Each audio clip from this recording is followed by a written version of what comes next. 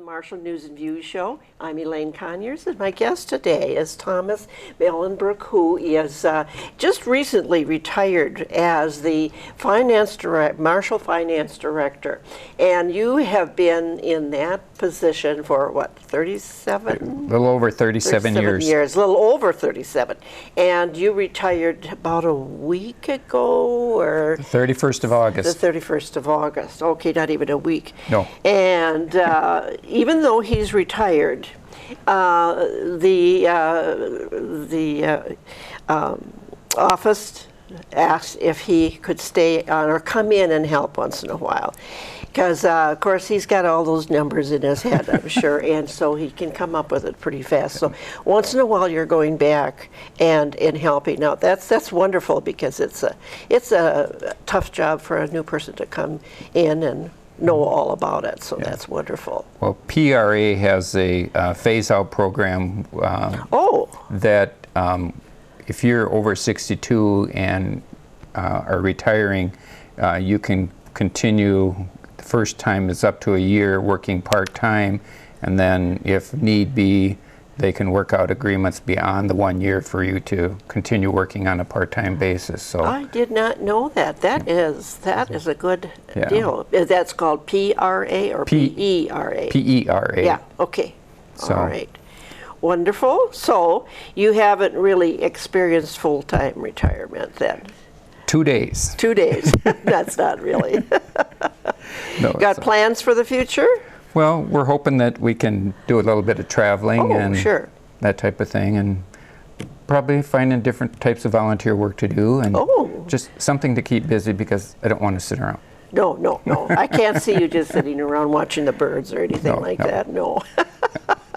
Anywhere where there's people. That's right. Yeah. I tried it for a while. Got a bird feeder and would sit on my porch and watch the birds. But you know what happens? The squirrels come along, and they climb up there and they disturb everything. So. Well, they want some of the good food too. That's right. It's quite a deal. Well, anyway, 37 years, and you've seen a lot of change in Marshall, a lot of growth. Right. When you came here, about how big was the city? I don't recall what the population was 37 years ago, but there's been a lot of growth in the industrial, commercial, residential areas. There's been, quite extensive. I guess I probably should have checked to see what the population was back then. But the college opened here in '67, so when I started working for the city, I had 12 years with the college being here, and it's just, everything is just really growing a lot since that time. Yeah. So. Well, I'll just share this, that when we came in 1957, the population was 4,900. What a change to today. And even though our sign out on the highways say 13,600 something, we know it's much bigger than that. The official census has not been taken for a few years. And so we know, we can just look around and see certainly the population has increased. Well, it seems like a lot more than that when you see all the people that come from outside the Marshall area that come into Marshall to work. Yep. They tell me it's 25,000 to come in every day. Just think of that. No wonder we've got MnDOT here looking at the entrances and the exits, because it can be a big problem. Yes, it's a lot of traffic. That's right. Yeah. So let's just hear about what some of the big projects that you have worked on over the years, and what some of your memories are. And well, I can probably talk more from just working in the office side of things as to how things have changed over the years. When I started back in April of 1979, we at that time had no computer system. Everything was done manually. Oh, sure. I still can write, considering after all those years I still can write. But so one of the things that I had to do when I was first hired was to find software and computer system that the city could work on. And I remember one time traveling down to Ohio to look at some software that eventually we kind of modified through McGladrey out of the metro area, who assisted us in getting a financial software package up and running in the city of Marshall. And since that time, we've probably changed 3-4 times. Oh, sure. So we've had changes over the years, and it's always a challenge to change from one software to another software. And you know, it's just not turning a switch or anything like that. It's a lot of changes that goes on. And you know, starting back in 1979, I started in April. In May, the fire department moved out of City Hall to their new fire station at that time. Sure. So there were some changes that went on within City Hall, because there was a portion of the building that was, of course, reserved for the fire department. And for many years, the police department used the garage for parking of their police vehicles when the police department was in that building. And the rooms that they had up there for the firemen to stay in were converted to other types of storage offices, or offices for copiers, or walls taken out to use them for other purposes. Whereas when you came, did they still have a jail up there? I remember there being a jail. Yeah, there was a jail.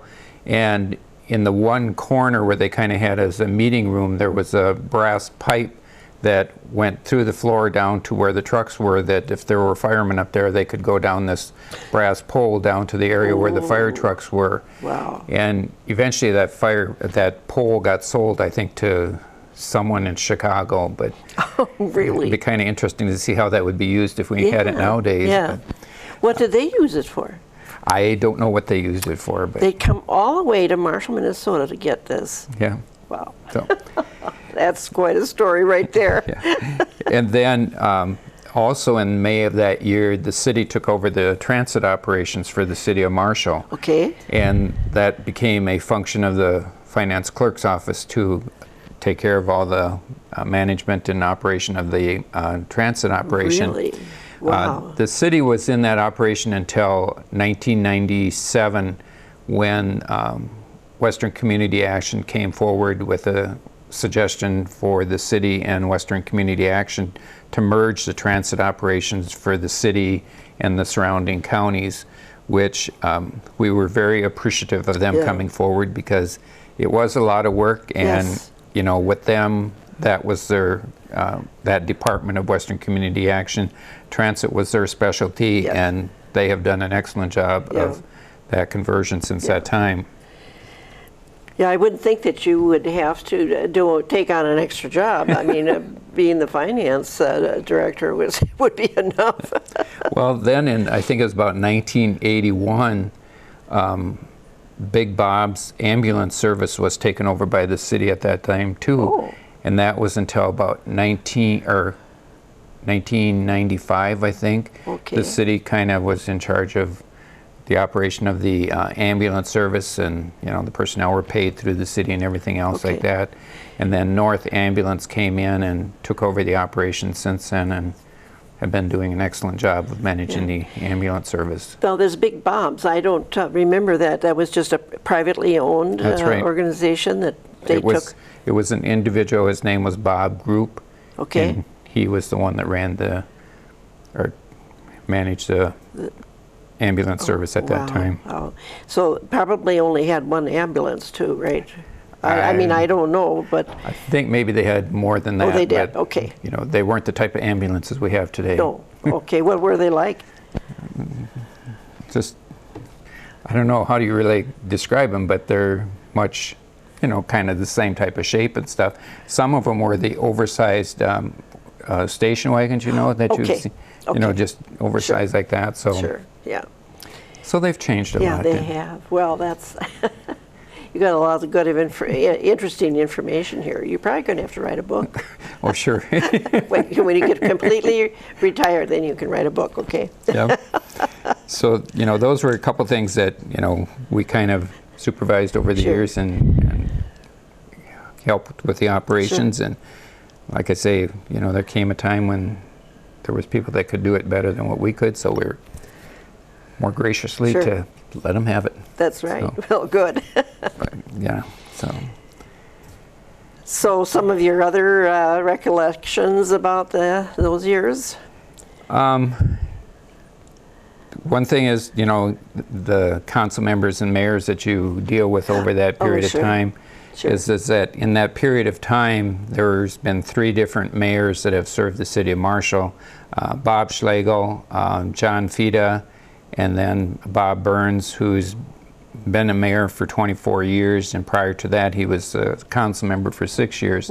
So I've fortunately had the experience to have been able to work with him and his wonderful leadership over those years. Good.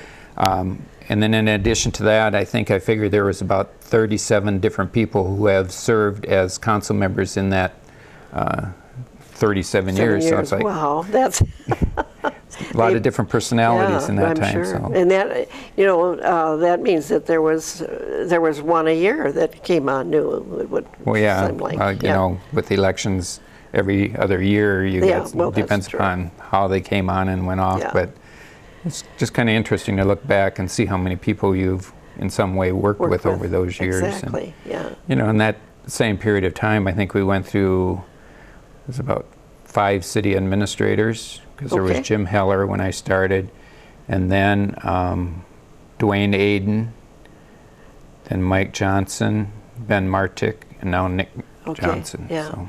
Wow. Yeah. So, you know, again, a lot of personalities. Yes. Yes. One other thing, you know, when you're talking about people, one day I was sitting there trying to think of the number of people that were staffed within the City Hall for the various functions within the City Hall.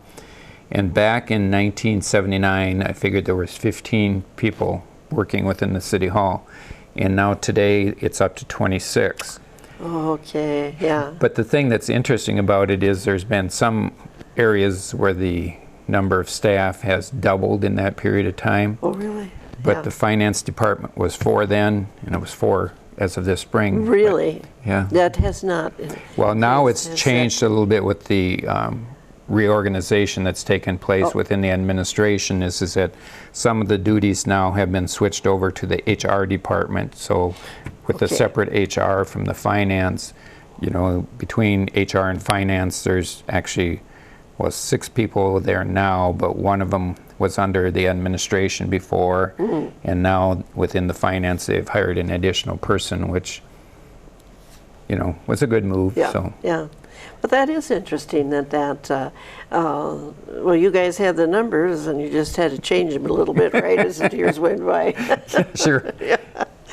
And I imagine you've seen quite a change as far as, you know, city budgets. Too, over the years. It's gone up substantially over the years. Yeah. You know, as we know, with everything, the cost goes up, and you know, with that increase in personnel, that additional cost is also there, and you know, benefits. You know, with what we see happening with the insurances, it's just pretty scary. You know, in looking at the recent notice that we received that the city's health insurance is expected to go up 16.8% for next year. Oh, wow. And you know, that's a sizable increase. Yes, and, it is. You know, how much does the city absorb? How much do the employees absorb? It's an issue that has to be resolved yet, but you know, that's just a large increase, and you know, it's one of those benefits that you have to have, or you know, you can't go on without health insurance. So. Yeah, that's yeah, that's interesting, and like I say, with a budget, probably the city budget was way low back then when you started. Well, in comparison, I should say to. Well, to I today. can tell you when I was hired at $18,000 a year. You? Oh yeah, sure. Yep. That's. And you thought, and that's big money then. And you made it. Yeah, you learned to survive on it. So. But. Yeah, it's certainly interesting stuff. So, what has impressed you about Marshall over the years? Well, the one thing that impresses me is that the willingness to be a progressive community. You know, we're willing to take on the challenge of, you know, expanding the industrial area. You know, the commercial areas and stuff like that, to get more businesses here in town and trying to retain them, and you know, along with that, you know, brings in more people. And you know, I look like through the Y and the city's community services department, the things that they offer through each of them for the young children and stuff like that. And you know, then you look at the schools that we have here, is that, you know, we have nothing to be ashamed with the educational sector of what's going on here in the city of Marshall. So, you know, there's a lot of good things that you see here, and I'm sure there will be that many more in the years to come. And it's just like, to me, you know, I've grown up around here all my life, and have no regrets. Yeah, right. Good. Yeah, that's good. Well, I suppose one of the big things that happened during your tenure was, well, it was before you came, but the addition of the university. Oh, yeah, that started in 1967. Yeah, but that really, even as you were serving the city of Marshall, you could see what a difference that made. Oh yeah. Yeah. You know, they've expanded out at the college here, and you know, the ability to work with them and what they have to offer too. And and in the recent years, we've used the RA facility as a voting location.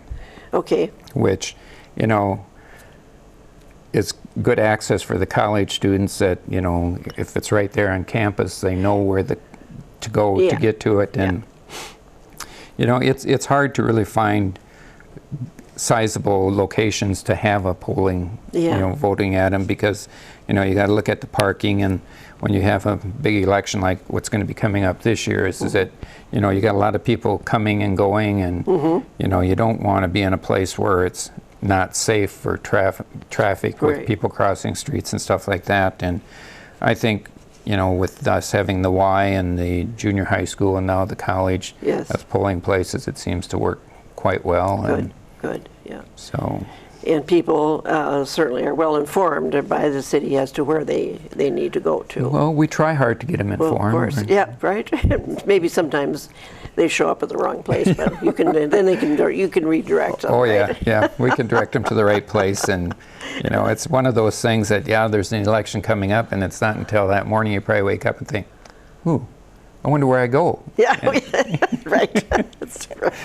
So usually we try to accommodate the people as well as we can. That's and, right.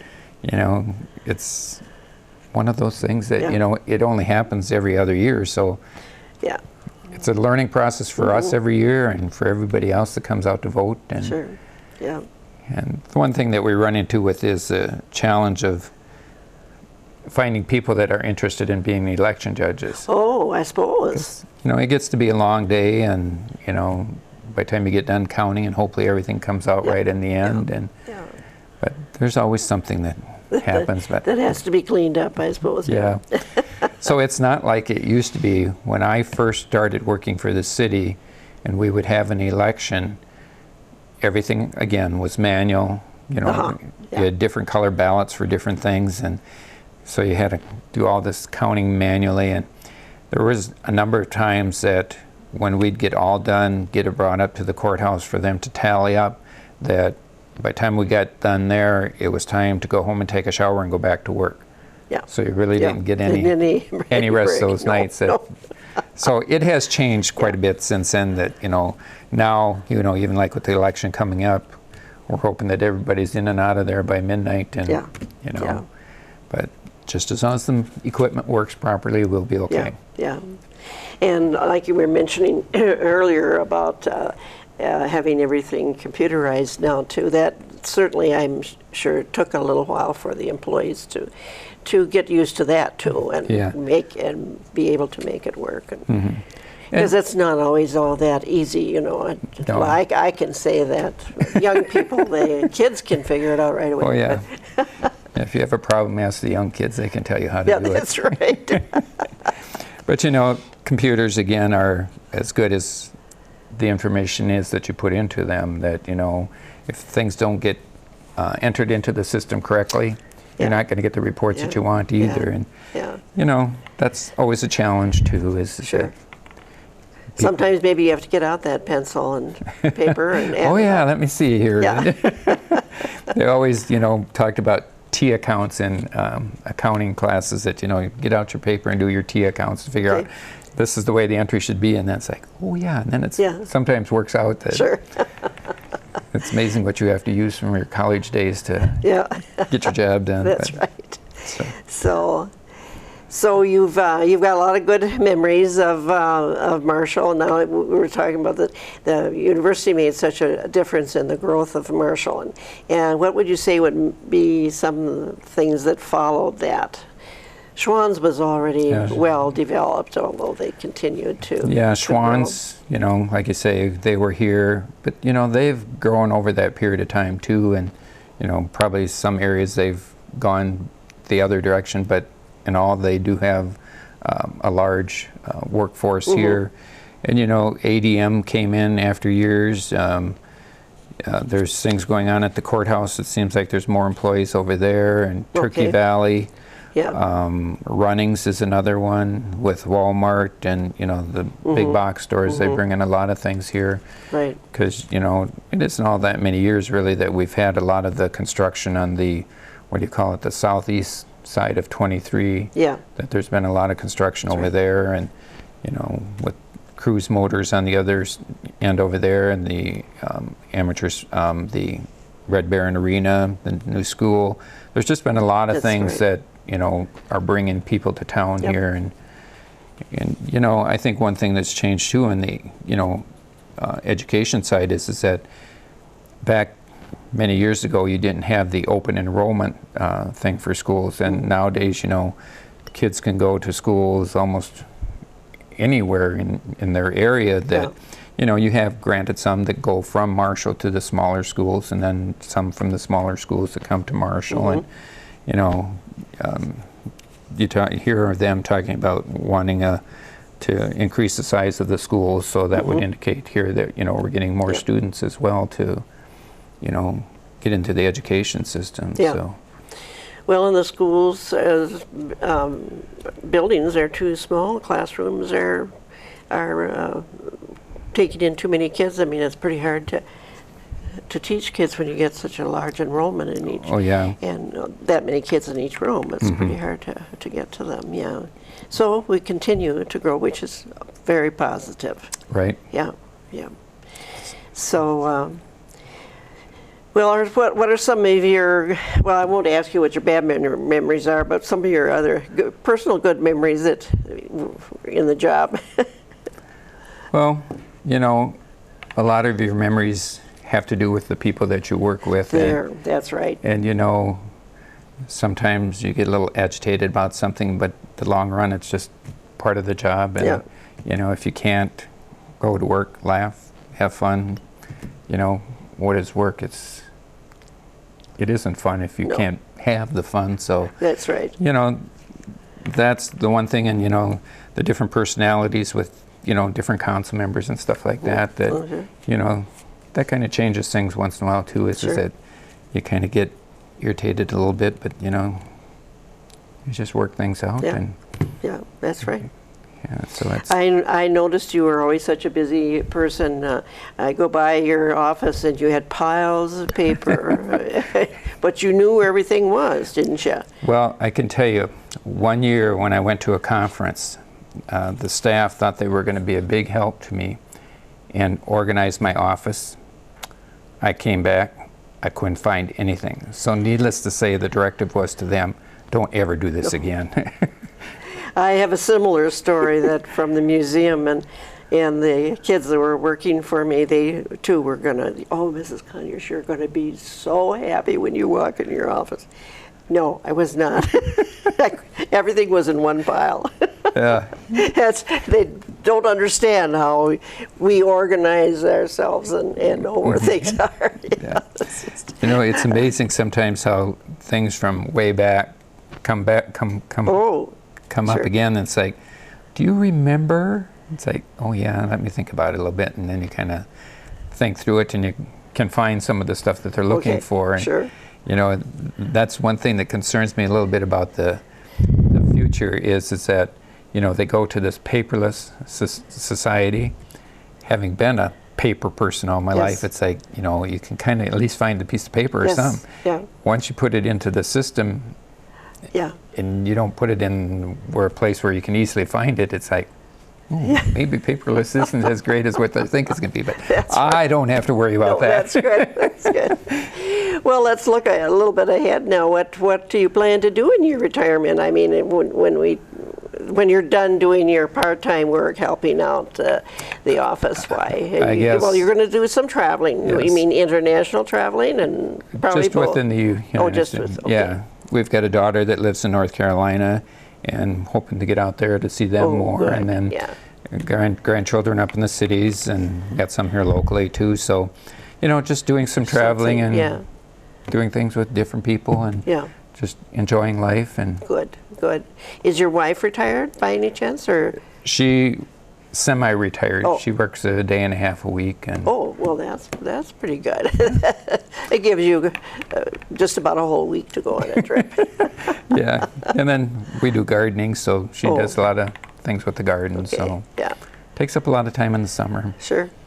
And you're going to do gardening too, or? Oh yeah, I enjoy gardening. I enjoy it too. Okay. It's kind of a stress reliever. And okay. Yeah. So, and then, you know, we're fans of the SMSU basketball, so we enjoy going to those games too. So I think we'll probably, my wife wants us to get more into going to the volleyball games too. So okay.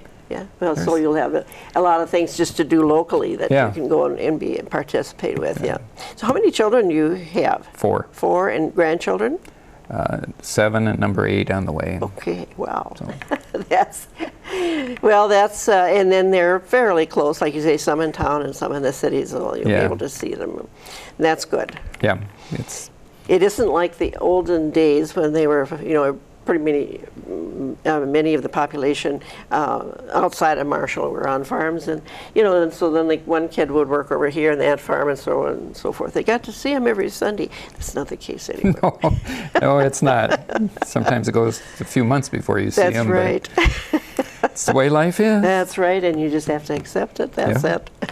But when you live locally in somewhat of a smaller community like Marshall, why you get to know your neighbors and get close friends, and that's what it ends up being, and it's okay. Yeah, we don't really plan on going anywhere. Marshall's home. It's Marshall's home. You're not gonna get a condo down south or a cabin up north. No. Okay. If we can go somewhere for a week here or there, that's it. That's fine with us. Yeah. Well, good.